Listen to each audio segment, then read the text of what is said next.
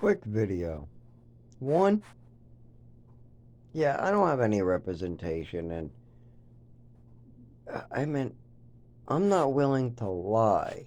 So I'm only willing to present pictures, videos, and proof, as well as paperwork.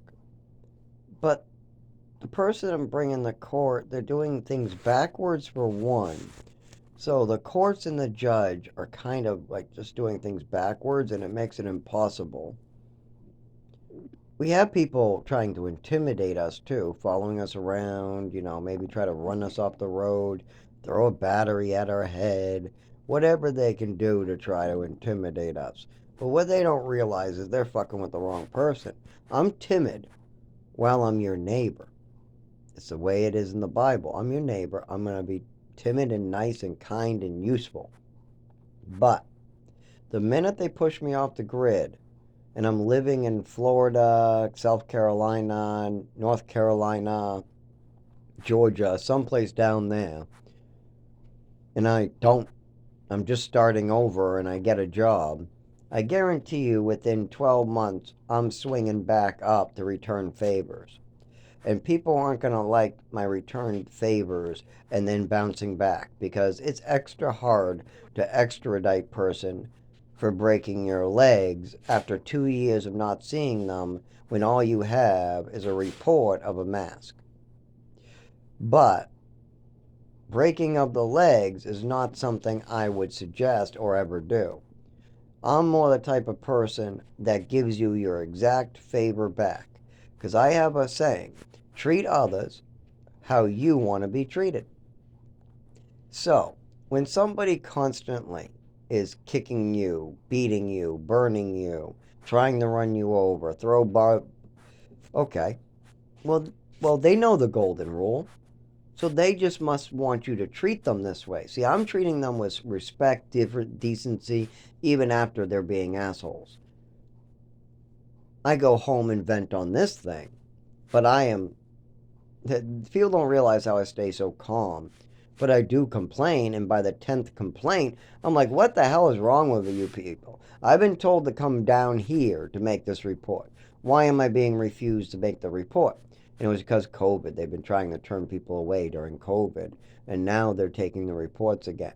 And of course, nobody wants to admit that they purposely were fucking up during COVID. Of course, I saw it everywhere. I saw it in the government. I saw it in the Department of Health and Human Services. I saw it in welfare. I saw it in code enforcement. And I saw it at the DMV. And I saw it from doctors and nurses. People purposely making mistakes because they're overwhelmed, short-staffed, and COVID hit. So they're literally don't have the people to do their jobs.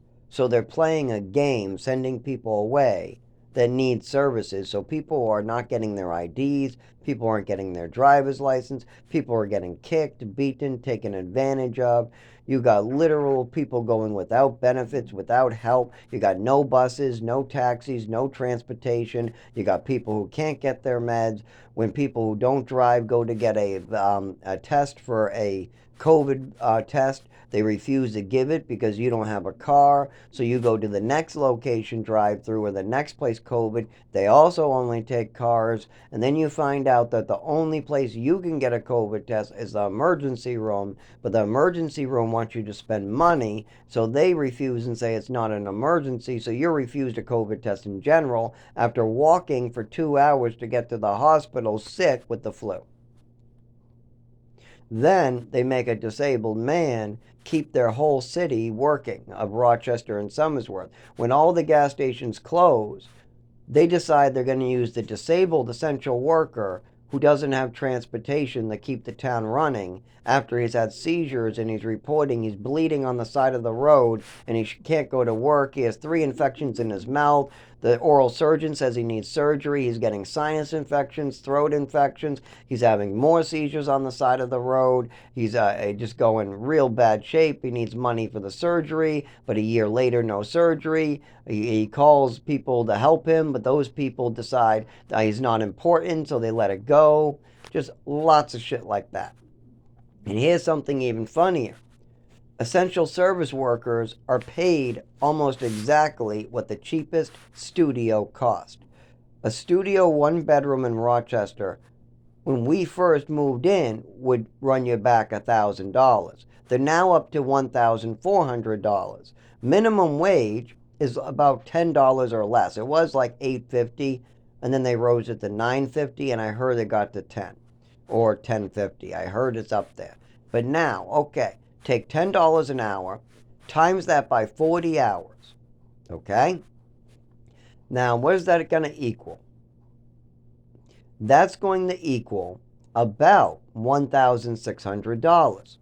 Okay, if you spend $200 to $400 to get to work, and your rent is $1,400, and your wages are $10 an hour, and you work 40 hours, how much money is left? Negative 200. If you got to pay 400 in transportation, you're not going to make your rent, even if you work 40 hours. Oh, well, Zach, that must have been way back. Nope. You went way back when the rent was 1,000, minimum wage was $7.50 to $8.50. So people were getting $8.50 an hour, working 40 hours, and a studio or one bedroom was $1,000. Now they've gone up twice every year.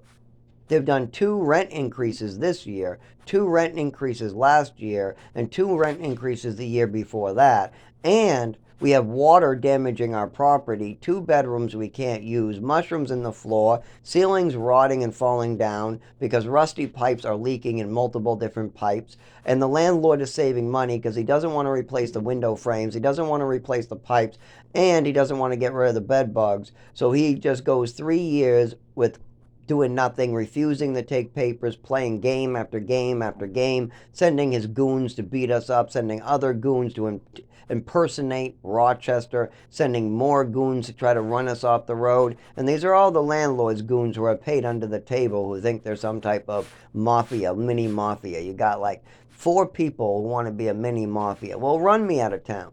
See that how your mini mafia likes a guy in Florida coming up hunting them down. It's not going to work well. And this is why I say, why are we paying essential service workers less than rent? They are the ones who took the hit during COVID. They're the ones who died. They gave their lives for this country. I know essential service workers who died. Who fucking died? They were getting paid less than their rent, and they lost their lives for this country to keep it running. You had people at the grocery store and at gas stations seeing hundreds of people a day. I had to risk my life for less than rent. And they called me an essential worker while paying me less than 40 hours would make rent. No matter what one bedroom I go to in Rochester, Dover, Somersworth, $1,600 with $200 to $400 of transportation costs to get to work. There's no way you're making rent and electric on 40 hours. No fucking way. And no time in the last 10 to 20 years has any essential service worker been able to survive without working at least 60 hours or more. On top of this, they have to risk their lives during COVID, and a lot of them passed away, and we should say a blessing for them. I actually caught COVID, and I got very sick and had seizures on the side of the road, and there are parts of my brain and body I'll never get back, and I did that for my country. And they're repaying me by allowing people to beat me up, kick me in the kidneys when they're injured, try to poison me, not give me services, doctors malpractice, doctors refusing to do their jobs, just fucked up shit left and right. I've never seen so much fucked up shit. I literally risked my life for this town. I risked it. People died. People died at essential service working jobs to keep this country running. I almost died. And how am I repaid? Why don't you look at what these essential service gas station workers, these essential service grocery store workers, the essential service nurses, the essential service... Well, actually, nurses are paid more in America than any other country on earth. So there's a little mix up there. They get paid almost triple with the gas station. They get triple the teacher. They get almost double or more than a police officer. So nurses are doing a little better than they like to admit. Some of them don't if they only have 2-year degrees or aren't really trained properly, but most of the 4-year nurses do get paid much better than a lot of other industries. You can have a 4-year degree in a lot of industries and you would get paid less than a nurse. And nurses get a reliable income, benefits, drugs, pills. They also seem to get the best health care. And on top of that, doctors look the other way when they're doing something they're not supposed to. And if you die of liver failure because you're drinking too much and taking pills, if you were a nurse, they'll cover their tracks for your husband. If your husband wants it all to disappear, they'll help you with that. So, nursing, yes, kinda, no, more than the rest of the world, yeah. But there's a lot of jobs that are very essential. Now, liquor store owners and liquor store workers, I would take them off the essential worker list. I don't think alcohol is essential, but Rochester, New Hampshire, and where I live, and Somersworth, New Hampshire, and Dover, New Hampshire, thinks that a liquor store is essential and more essential than a doctor's office. It's more essential than a bus. It's more essential than a taxi. It's more essential than all those things.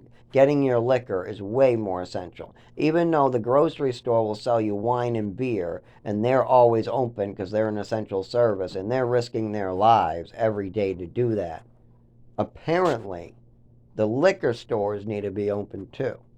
But the people keeping all the goods moving, like me, working those gas stations while everybody else tries to get out of it, while employees just keep on dropping out, even though they don't get any money because they're an essential service worker, even though a lot of us are forced to stay working no matter how sick we get, all because we don't have a car or they won't give us a day off to even go to the doctors. I had a job tell me to turn in my keys because I wouldn't give up the doctor's appointment I waited about, I don't know, 9 months for. I'm not kidding.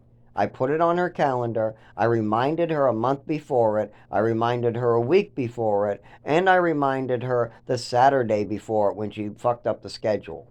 And she still told me if I didn't want to do her shift where the other person called out to turn in my keys. I told her this doctor's appointment you knew about. I am not waiting another 9 months to a year with the doctors because you can't do a 14-hour shift. I told you that this day I was not available. Now, if I get out of the doctor's early, I will call you and try to help out. But I am going to my appointment that I waited 9 months for. Now, it's a Monday and a Tuesday appointment. I'm busy Monday and Tuesday. And I gave you those dates a month in advance, weeks in advance, reminded you, I gave you every chance to try to, whoa, this person won't come in. I don't have anybody to cover. I'm sorry. So I'll try to help you out when I get out of the doctor's. No, if you don't show up, turn in your keys. So I turned in my keys and went to the doctor's.